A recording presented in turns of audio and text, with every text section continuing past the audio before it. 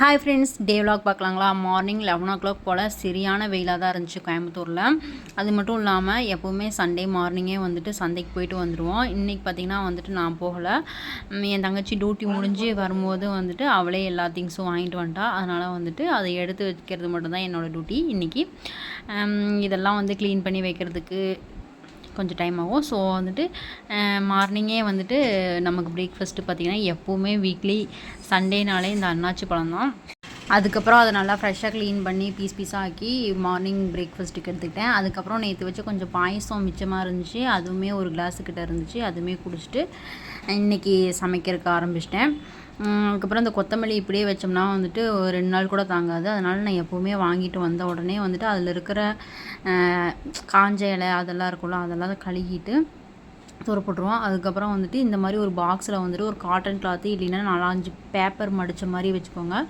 இல்லைன்னா வந்து tissue paper அந்த மாதிரி யூஸ் பண்ணிக்கோங்க. இந்த மாதிரி பண்ணி நல்லா வந்துட்டு சுருட்டி வச்சிட்டிங்க அப்படின்னா வந்துட்டு 1 வீக் வர வந்துட்டு அந்த கொத்தமல்லி வந்துட்டு ஒரு இலை கூட வாடாமல் இருக்கும். அப்படியே வந்துட்டு அதுக்கு அடியில் வந்து தண்ணி ரொம்ப அதிகமாகி வாடிச்சுன்னா அந்த இலையை மட்டும் தூக்கி போட்டிங்கன்னா 1 வீக் வர சூப்பராகவே ஸ்டோர் பண்ணி வச்சுக்கலாம். வெளியே வச்சிங்கன்னா 3 நாளில் வந்துட்டு நல்லாவே இருக்கும். அதுக்கப்புறம் அந்த கருவேப்பிலையும் அதே மாதிரி தான். கருவேப்பிலை இலைகளுக்கு வந்துட்டு வெள்ளை கலரில் பூச்சி புழு அந்த மாதிரிலாம் இருக்கும். அதனால் எப்போவுமே வந்துட்டு கழுகிட்டு ஒரு பாத்திரத்துக்கு அடியில் வச்சுருவோம். தண்ணியெல்லாம் வடிஞ்சதுக்கப்புறமா அதையுமே க்ளீன் பண்ணி ஃப்ரிட்ஜில் வந்து ஸ்டோர் பண்ணி இன்றைக்கி பார்த்திங்கன்னா வந்துட்டு முட்டை கிரேவி வச்சிடலாம் அப்படிங்கிற ஒரு பிளானில் தான் இருந்தோம்.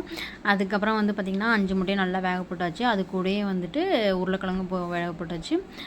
முட்டை எப்போவுமே உடையக்கூடாதுங்கிறதுக்காக அரிசியில் தான் போட்டு வச்சு நாங்கள் ஸ்டோர் பண்ணிகிட்ருக்கோம். நீங்கள் எப்படிலாம் வந்து ஸ்டோர் பண்ணுறீங்க அப்படிங்கிறது வந்துட்டு கமெண்ட் பாக்ஸில் கமெண்ட் பண்ணிட்டு போங்க. அதுக்கப்புறம் வெங்காயம் வந்து நிறைய பேர் வீட்டில் வந்துட்டு ஒரே பாக்ஸ் மாதிரி போட்டு வச்சுருப்பீங்க. அப்போல்லாம் போட்டு வச்சிங்கன்னா அழுகி போயிடும். அதுக்கப்புறம் ஒரு மாதிரிலாம் ஆகும். இந்த மாதிரி வந்துட்டு கீழே தரையில் போட்டு வச்சிங்கன்னா ரொம்ப நாள் வந்துட்டு யூஸ் பண்ணிக்கலாம். அதையும் நீங்கள் ட்ரை பண்ணி பாருங்கள்.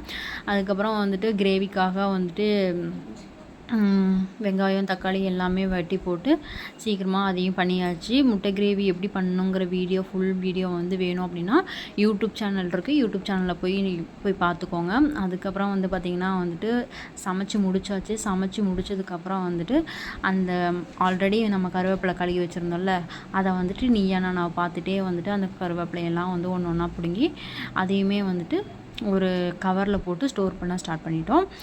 அதுக்கப்புறம் நீயா நானால பேசின டாபிக் நல்லா இருந்துச்சு. 90 கிட்ஸு 2K கிட்ஸு லவ் பண்ணால் ஏன் ஸ்ட்ரகிள் இவ்வளோ இருக்குது அப்படிங்கிற டாபிக் நல்லாவே இருந்துச்சு.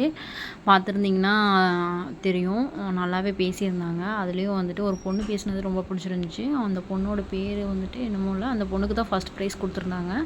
நோட் பண்ணி பார்த்துருந்திங்கன்னா தெரியும். அதுக்கப்புறம் வந்துட்டு சாப்பாடு வடித்து சாப்பிட்டுட்டு இருந்தோம்.